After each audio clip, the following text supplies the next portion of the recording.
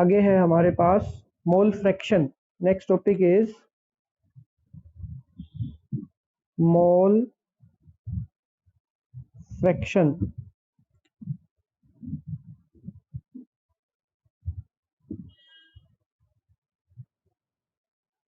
क्या नहीं हो रहा? इमेज क्लियर नहीं आ रही बेटा, नेटवर्क प्रॉब्लम है क्या बताएं? एक मिनट रुको, देखते हैं कुछ।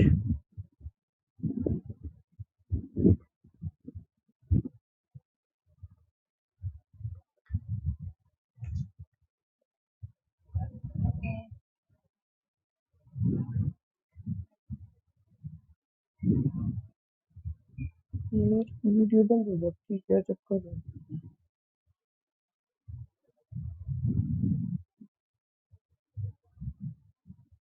कर दिया, हो गया कनेक्ट। मोल फ्रैक्शन को देखते हैं भाई क्या होता है। अगर कोई भी सॉल्यूशन है, मान लो उसके पास दो कंपोनेंट है, लेट अस से एक कंपोनेंट ए है प्लस में एक कंपोनेंट क्या है, बी है। दो कंपोनेंट से मिलके कोई सॉल्यूशन बना हुआ है। तो अगर मैं कहूँ मोल फ्रैक्शन को हम एक्स से रिप्रेजेंट करते हैं, एक्स स्मॉल एक्स से। और अगर मैं कहूँ कि मुझे मोल फ्रैक्शन लिखने हैं ए के, मतलब एक्स ए लिखना है मैंने, तो मैं क्या लिखूंगा, number of moles of component A divided by number of moles of component A plus number of moles of component B. मतलब एक्स ए का फॉर्मूला क्या हो गया भाई, N A divided by N A plus N B. क्या हुआ ये, mole fraction of A is equals to mole fraction number of moles of A divided by number of moles of A plus number of moles of B. अब इसी प्रकार से अगर आपको x B लिखना है, इसका मतलब क्या है, mole fraction of component B लिखने हैं आपने, तो X B divided by sorry N B divided by N A plus N B. ये हो गया किसका, mole fraction of component B. जैसा कि जो नाम लिख रखा है वो क्या है, मोल फ्रैक्शन, मतलब किसी भी कंपोनेंट के जो मोल्स है उसका कितना हिस्सा है, कितना फ्रैक्शन प्रेजेंट है किसी भी सॉल्यूशन में, वो मोल फ्रैक्शन कहलाएगा। ठीक है भाई। अब यहां से क्या है आपके पास, मान लो आपने ए कंपोनेंट की बात की है, कंपोनेंट ए की अगर आपने बात की है, तो यहां से क्या करना है आपने, ए कंपोनेंट के कितने मोल्स प्रेजेंट है सॉल्यूशन में, आपने वो बताने हैं। किसके कंपैरिजन में, टोटल मोल्स के कंपैरिजन में। जब मैंने कहा कोई सॉल्यूशन है उसके पास दो कंपोनेंट है, ए प्लस बी, दो कंपोनेंट है, ठीक है, तो इसके पास टोटल मोल कितने होंगे, moles of A plus moles of B, N A plus N B. Moles को हम एन से रिप्रेजेंट कर रहे हैं भाई, ठीक है, मोल्स को हम एन से रिप्रेजेंट कर रहे हैं। तो N A plus N B क्या हो गया हमारे पास, टोटल मोल्स सॉल्यूशन के अंदर, ठीक है। अच्छा, ए के मोल कितने होंगे, एन ए, केवल बी कंपोनेंट के मोल कितने होंगे, एन बी। क्लियर है यहां तक? ठीक है। अब आपको क्या करना है, आपसे पूछा गया है मोल फ्रैक्शन आपने ए कंपोनेंट के कैलकुलेट करने हैं। तो ए कंपोनेंट के मोल फ्रैक्शन कैसे कैलकुलेट करोगे आप, ए के जितने मोल हैं उसको आप टोटल मोल से डिवाइड कर दो, ठीक है। तो अगर यहां से आप डेफिनेशन बनाना चाह रहे हो तो कैसे बनाएंगे, मोल फ्रैक्शन ऑफ ए कंपोनेंट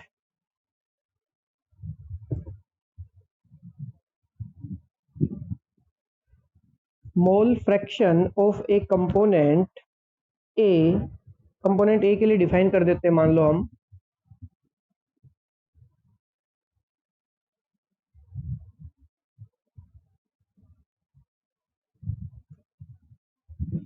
तो हमने mole fraction of component A define करना है, तो कैसे करेंगे, mole fraction of A component A is equal to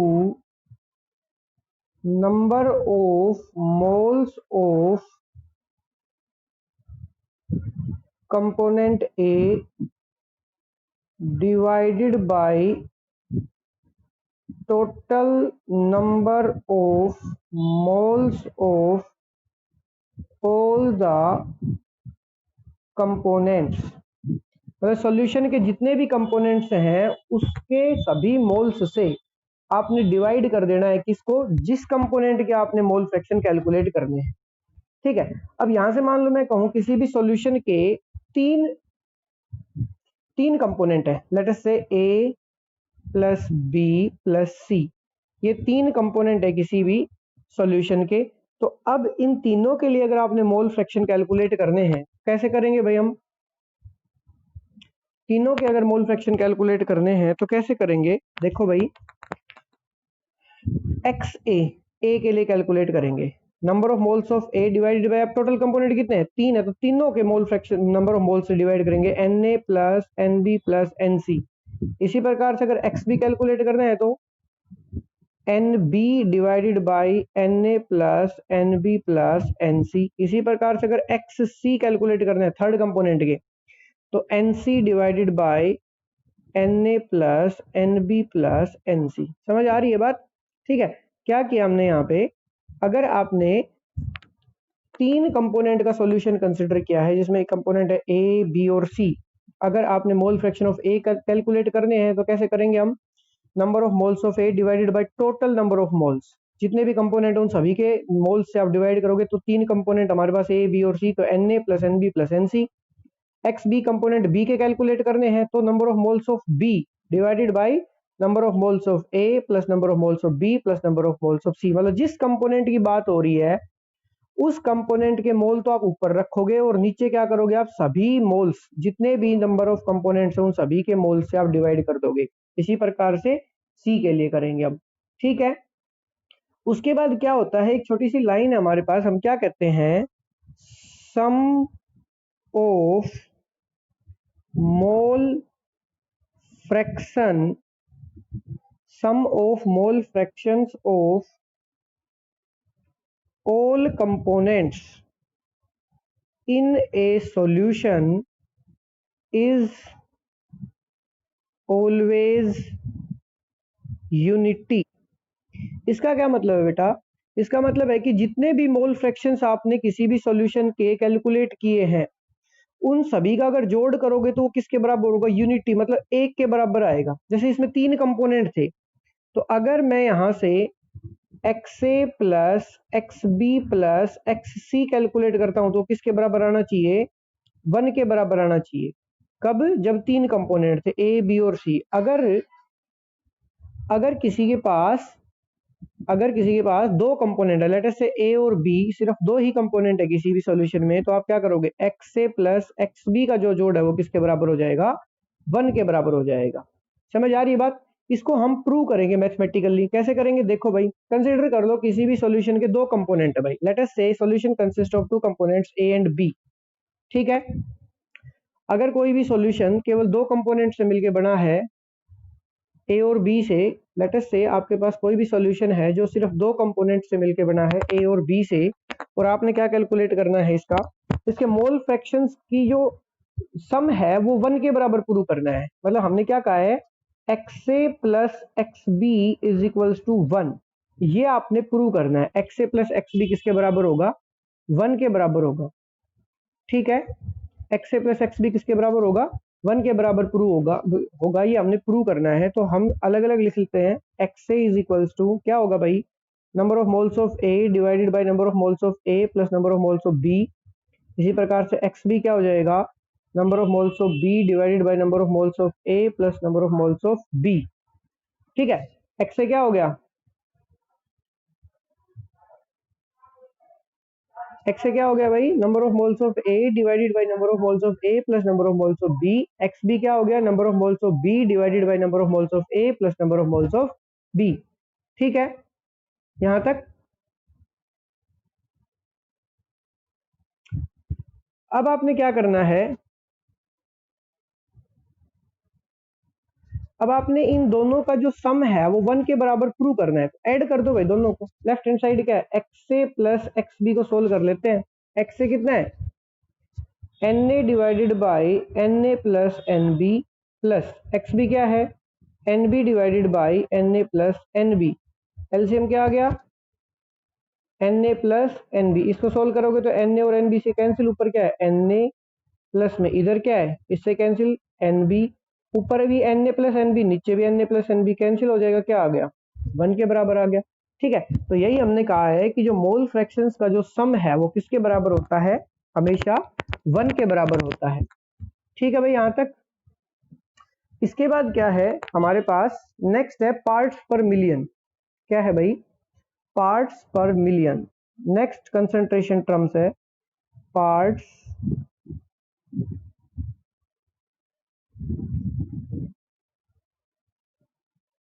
पर मिलियन। नहीं चल रहा क्या नेट? बिल्कुल नहीं चल रहा, मेरी वीडियो बंद हो जाती है। अब पार्ट्स पर मिलियन को कैसे करेंगे हम, ये बहुत ही ज्यादा डाइल्यूट सॉल्यूशंस के लिए यूज की जाती है। ये जो कंसंट्रेशन टर्म है, it is used for very dilute solutions. ये बहुत ज्यादा, जो पार्ट्स पर मिलियन है ये बहुत ही ज्यादा डाइल्यूट सॉल्यूशंस के लिए यूज की जाती है, मतलब जो सोल्यूट की अमाउंट सॉल्यूशन में बहुत ही ज्यादा कम हो। जैसा कि नाम से लिख रखा है पार्ट्स पर मिलियन, 1 मिलियन हिस्से में से किसी भी सोल्यूट की कितना हिस्सा प्रेजेंट है वो रिप्रेजेंट करेंगे हम यहाँ पे। किसी भी सोल्यूट का जो है 1 मिलियन हिस्से में से कितना हिस्सा मौजूद है वो हम एक्सप्लेन करेंगे। जैसे परसेंटेज के लिए हम 100 यूज करते हैं मल्टीप्लाई में, ठीक है, इसी प्रकार से पार्ट्स पर मिलियन, 1 मिलियन किसके बराबर होता है, 10 की पावर 6 के बराबर होगा, हम ये यूज करेंगे। लेटेस्ट से मैंने कहा पीपीएम ऑफ ए कैलकुलेट करना अपने, पार्ट्स पर मिलियन ऑफ ए, ठीक है।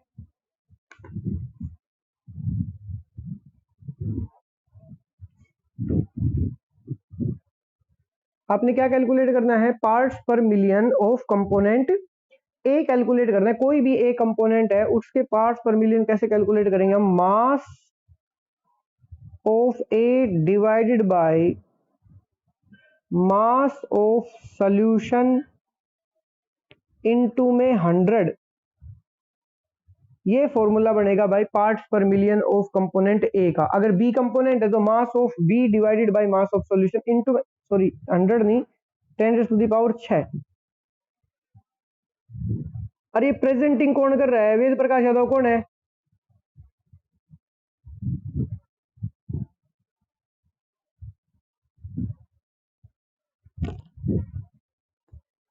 देखो भाई, पीपीएम ऑफ ए कैलकुलेट करना आपने, mass of A divided by mass of solution into 10 to the power 6, ठीक है। यहाँ पे क्या हुआ है, जो 10 की पावर 6 है वो क्या रिप्रेजेंट कर रही है कि 1 मिलियन हिस्से के अंदर कितना पार्ट प्रेजेंट है ए का, ठीक है। जैसे अगर परसेंटेज कैलकुलेट करनी होती है तो हम क्या करते हैं, मास of A divided by mass of solution into में 100 कर देते हैं भाई, ठीक है। अगर आप क्या यूज करते हो, परसेंटेज कैलकुलेट करते हो तो कैसे करते हैं हम, परसेंटेज के अंदर हम मास of A divided by mass of solution into में 100 कर देते हैं। इसी प्रकार से पार्ट्स पर मिलियन में क्या करेंगे, 10 की पावर 6 करेंगे 100 की जगह पे, ठीक है। तो ये सारी कंसंट्रेशन टर्म्स हो गई हैं आपकी। अब इसके बाद न्यूमेरिकल्स आते हैं। जैसे मैं एग्जांपल कंसिडर कर रहा हूं, इसमें दे रखा है what is the mass percentage of solute in solution obtained by dissolving 5 gram of solute in 50 gram of water। एक क्वेश्चन है क्या, what is the mass percentage of solute in the solution obtained by dissolving 5 gram of solute in 50 gram of water, ठीक है। 5 ग्राम solute जो है 50 gram water में dissolve किया, तो वाटर क्या करेगा, यहाँ पे सोलवेंट का काम करेगा, ठीक है। तो सोल्यूट का मास कितना हो गया, सोल्यूट यहाँ पे 5 ग्राम है, सोलवेंट कितना है यहाँ पे 50 ग्राम है, तो सॉल्यूशन का मास कितना हो गया 55 ग्राम हो गया। मास परसेंटेज का फार्मूला क्या होता है भाई, मास ऑफ सोल्यूट जो कि 5 है बटे में mass of solvent, mass of solution कितना हो गया 55 इनटू में 100 क्या आ गया 100 डिवाइडेड बाई 11, सोल्व करोगे तो कितना आ जाएगा 9.09%। समझ में आती है बात? ठीक है, इसी प्रकार से नेक्स्ट न्यूमेरिकल आपके पास मोलरिटी कैलकुलेट करनी है भाई। क्वेश्चन दे रखा है, एक सैंपल है NaOH का, लिख देता हूं क्वेश्चन को, a sample of NaOH weighing 0.40 gram is dissolved in water and the solution is made to 50 centimeter cube in volumetric flask. Calculate molarity of the resulting solution. देखो भाई क्वेश्चन क्या है, आपके पास एक सैंपल है NaOH का जिसका वेट 0.40 ग्राम है और उसका जो सॉल्यूशन बनाया है वो 50 सेंटीमीटर क्यूब बना दिया है। सेंटीमीटर क्यूब मतलब 1 ml बराबर 1 सेंटीमीटर क्यूब, मतलब मिलीलीटर को ही सेंटीमीटर क्यूब कहा गया है। आपको क्या कैलकुलेट करना है, आपको मोलरिटी कैलकुलेट करना है। तो मोलरिटी का फॉर्मूला क्या होता है, molarity is equal to number of moles of solute divided by volume of solution. अगर मिलीलीटर में है तो आप 1000 से ऊपर मल्टीप्लाई कर दोगे, मिलीलीटर में दे रखा है सेंटीमीटर क्यूब का मतलब यही है। नंबर ऑफ मोल्स क्या होते हैं, given weight divided by molecular weight. Number of moles n की जगह पे क्या लिख सकते हैं, given weight divided by molecular weight. Volume अगर ml में है तो ऊपर 1000 से मल्टीप्लाई कर दिया हमने, ठीक है। तो NaOH का मोलिकुलर वेट कैलकुलेट करो आप। NaOH का सोडियम का कितना होता है 23, ऑक्सीजन का 16, हाइड्रोजन का 1, सम कर लो भाई कितना हो जाएगा। NaOH का मोलिकुलर वेट कैलकुलेट करोगे, सोडियम का 23, ऑक्सीजन का 16, हाइड्रोजन का 1, सम किया टोटल कितना आ गया 40। इसको आपने ग्राम में एक्सप्रेस करना है, ठीक है। वेट कितना दे रखा है आपको 0.40 डिवाइडेड बाई मोलिकुलर वेट कितना हो गया 40 इंटू में वॉल्यूम कितनी है 50, ऊपर कितना हो गया 1000। इसके डेसिमल हटाओगे तो यहाँ पे 100 आ जाएगा, 40 से 40 कैंसिल, 3 जीरो से ये 3 जीरो कैंसिल, क्या आ गया 1/5। क्या आ गया भाई 1/5, जो कि किसके बराबर होगा 0.20, किसके बराबर हो जाएगा 0.20। ठीक है भाई। उसके बाद कुछ न्यूमेरिकल्स और हैं, वो आपने खुद करने हैं, मैं फोटो खींच के भेज दूंगा आपके पास। वैसे सॉल्यूशन कर रखे हैं मैंने नोट्स के अंदर। आज के लिए इतना ही बहुत है, कंसंट्रेशन टर्म्स खत्म हो गई हैं। कल हम अपना नया टॉपिक शुरू करेंगे परसेंटेज कंपोजिशन वाला। ठीक है भाई।